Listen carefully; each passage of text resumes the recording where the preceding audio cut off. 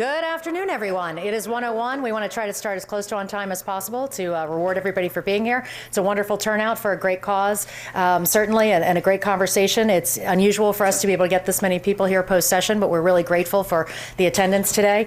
Part of the reason why we are having this today is because we did have a bill. Senator Martin and I had a bill with all of these wonderful co-sponsors, HB 5011, and unfortunately that bill did not pass. It was to get more money into our Connecticut Food Bank, Connecticut Food Share, for our CT NAP program. It's critically important that we have that. Unfortunately, that money was not allocated this year. As you know, we had an interesting budget situation, but we certainly hope to go back at this next year, and I hope that we will be doing that with all of these co-sponsors and more.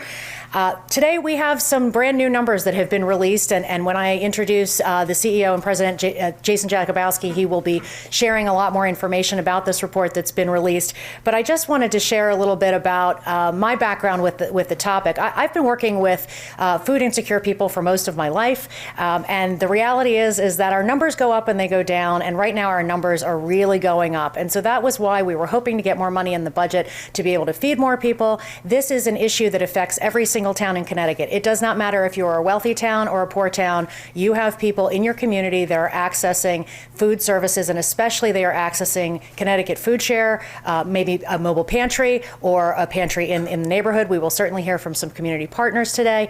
I am really disheartened to see that our numbers for children especially have gotten worse. We now have 1 in 6 children that are hungry. We have 1 in 8 Connecticut residents that are food insecure.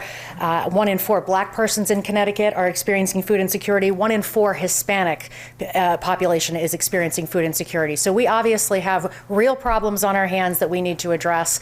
And certainly it's no time like the present. Session may be over, but we have to start thinking about the budget next year and how we're going to move forward to help the residents of Connecticut and make sure that they are fed.